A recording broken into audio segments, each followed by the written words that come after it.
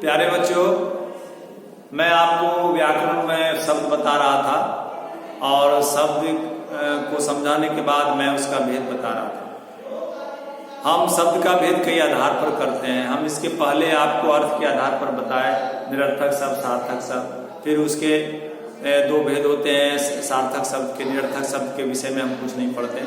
सार्थक शब्द के फिर दो भेद होते हैं, एकार्थी शब्द, अनेकार्थी शब्द। फिर एकार्थी शब्द के दो भेद होते हैं, समानार्थी और विपरार्थी शब्द। इस प्रकार अर्थ के आधार पर हम उसको बांटते हैं। फिर हम उसको रचना के आधार पर हम शब्द का भेद करते हैं। तो ये तीन प्रकार का होता है, रूढ़ शब्द, यौगिक शब्द और यौगिक शब्द। फिर स्रोत यानी कि उत्पत्ति के आधार पर हम शब्द को बांटते हैं। तो ये चार प्रकार का होता है। और संस्कृत से आया शब्द जो हिंदी भाषा में जो शब्द है वह दो प्रकार का होता है, तत्सम और तद्भव। जो कहते हो जो हिंदी और संस्कृत में प्रयोग किया जाता है उसको तत्सम बोलते हैं। और संस्कृत से आया शब्द हिंदी में लेकिन थोड़ा सा रूप बदल गया, बिगड़ गया, तो उसको हम तद्भव शब्द कहते हैं। और अपने देश के अंदर बोली जाने वाली जो अन्य क्षेत्रीय भाषा है उसमें से जो हिंदी भाषा में शब्द आया उसको हम देशज शब्द कहते हैं। और जो पुर्तगाली, डच, फ्रेंच और क्या कहते हैं, अंग्रेजी और अरबी, फारसी शब्द से जो विदेशी भाषा से जो हमारी हिंदी भाषा में शब्द आया उसको हम विदेशी शब्द कहते हैं। ये बता रहे थे तीसरा आधार बांटने का, स्रोत के आधार, उत्पत्ति के आधार। अब चौथा आधार है शब्द को बांटने का प्रयोग के आधार। प्रयोग के आधार, तो प्रयोग के आधार पर दो प्रकार का शब्द, विकारी और अविकारी शब्द। अब विकारी शब्द का भी चार प्रकार हुआ और अविकारी शब्द का भी चार प्रकार। अब विकारी शब्द का चार प्रकार हुआ, संज्ञा, सर्वनाम, विशेषण, क्रिया। और अविकारी का क्रिया, विशेषण, संबंध बोधक, समुच्चय बोधक और विस्मय आदि बोधक। ये चार प्रकार का शब्द हुआ अविकारी। अब अविकारी का दूसरा नाम है अव्यय। अविकारी को हम अव्यय भी बोलते हैं। अब दोनों का परिभाषा, या किसी का परिभाषा नहीं लिखे हैं, लेकिन हम आपको हमेशा बताते रहे हैं कि जो भी नाम लिखते हैं भेद का, तो उसका जो अर्थ है वही उसका परिभाषा। विकार मतलब होता है बदलाव, परिवर्तन। विकारी मतलब परिवर्तन वाला, विकार जिसमें उत्पन्न हो जाए, परिवर्तन, बदलाव जिसमें हो जाए, उसको हम कहते हैं विकारी। और अविकारी उसका विलोम हो गया, उल्टा अर्थ वाला हो गया, जिसमें कोई बदलाव, परिवर्तन नहीं।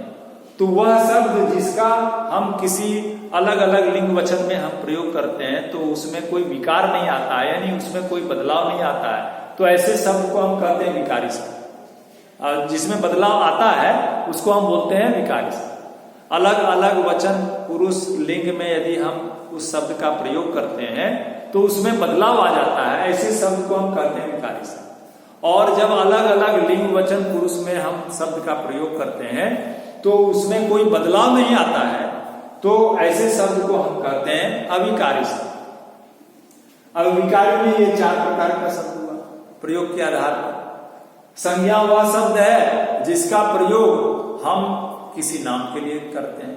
सर्वनाम वह शब्द है जिसका प्रयोग संज्ञा के स्थान पर करते हैं। विशेषण वह प्रयोग है, वह शब्द है जिसका प्रयोग हम संज्ञा सर्वनाम की विशेषता बताने के लिए करते हैं।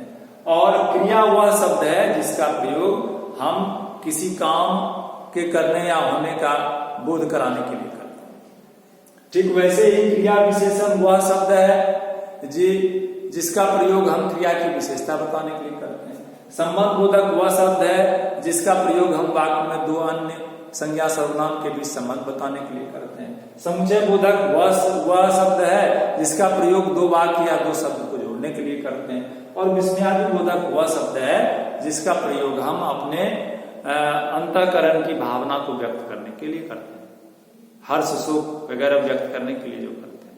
तो सब प्रयोग के आधार पर, सबका परिभाषा प्रयोग के आधार पर होगी। हर ये जो नाम लिखे हैं, भेद लिखे हैं, ये सब एक शब्द है।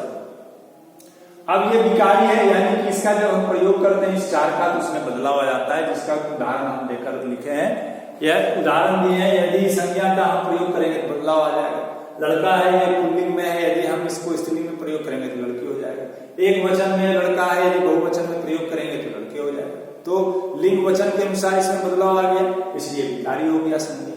सर्वनाम भी इसका वचन बदल देंगे, यह हुआ आदि का, तो तो इसका रूप बदल जाएगा, यह से ये वह से वे बदल गया। फिर वैसे ही विशेषण है, यह गहरा ऊंचा मोटा ये सब जो विशेषण शब्द लिखे हैं, यदि इसका लिंग या वचन बदल देंगे तो इसका रूप बदल जाएगा। गहरा पुल्लिंग के लिए है, यदि हम इसको स्त्रीलिंग के लिए प्रयोग करेंगे तो गहरी हो जाएगा। ऊंचा स्त्रीलिंग में ऊंची हो जाएगा, मोटा स्त्रीलिंग में मोटी हो जाएगा। तो लिंग बदलने से इसका रूप बदल गया, इसलिए विकारी शब्द हो गया विशेषण। क्रिया भी विकारी शब्द है, पढ़ता है ये एक वचन में बोले, और वचन बदल देंगे बहुवचन करेंगे तो बहुवचन में ये पढ़ते हैं हो जाएगा, और लिंग बदल देंगे तो पढ़ती हो जाएगा। खेलती है स्त्रीलिंग में है, इसका लिंग बदल देंगे पुल्लिंग तो पुल्लिंग में खेलता है हो जाएगा। और यदि उसका वचन बदल देंगे बहुवचन में तो बोलेंगे खेलते हैं। तो लिंग और वचन बदलने से, पुरुष बदलने से इन सब में क्या देख रहे हैं, सब में बदलाव आ रहा है, इसलिए चारों क्या हो गया, ये विकारी शब्द।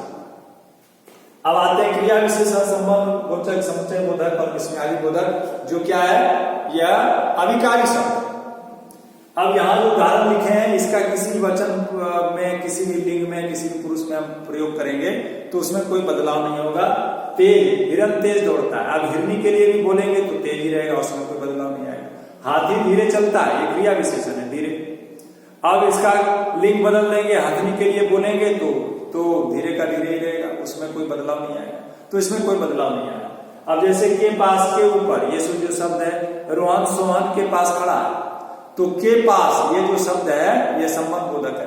अब इस किसी भी लिंग वचन में हम प्रयोग करेंगे, इसमें कोई बदलाव नहीं है, इसलिए यह भी अविकारी अव्यय शब्द हो गया। समुच्चय बोधक अथवा और किंतु परंतु लेकिन ये सब जो वाक्य और दो शब्द को जोड़ते हैं तो उसको भी किसी भी लिंग वचन पुरुष में हम प्रयोग करते हैं तो उसमें कोई बदलाव नहीं आता है, तो यह भी क्या हो गया, समुच्चय बोधक हो गया। और विस्मयादि बोधक, आह, वाह, वाह, शाबाश, ये सब जो शब्द है, इसका भी कोई किसी भी लिंग में, किसी भी पुरुष वचन में प्रयोग करने से उसमें कोई बदलाव नहीं आता है, इसलिए ये क्या है, अव्यय शब्द। तो इस प्रकार अब इसी को आप पढ़ते हैं, पार्ट ऑफ स्पीच, अंग्रेजी में आप ये 8 चीज को अलग अलग करके पढ़ते हैं।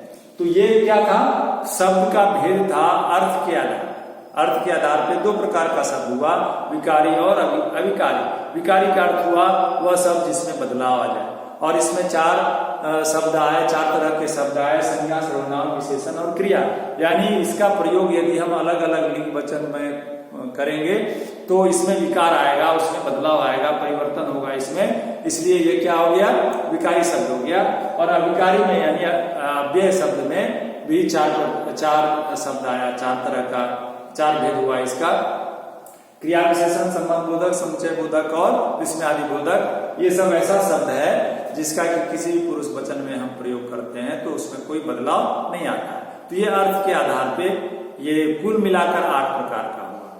यदि हम मोटे तौर से बोले तो 2 प्रकार का, विकारी और अविकारी, विकारी का 4 और फिर अविकारी का 4। ठीक है, तो यहां तक हम बताए आपको शब्द का भेद। शब्द का भेद यहाँ खत्म होता है, फिर इसके बाद हम अगला शीर्षक, अगला टॉपिक हम पढ़ाएंगे। धन्यवाद।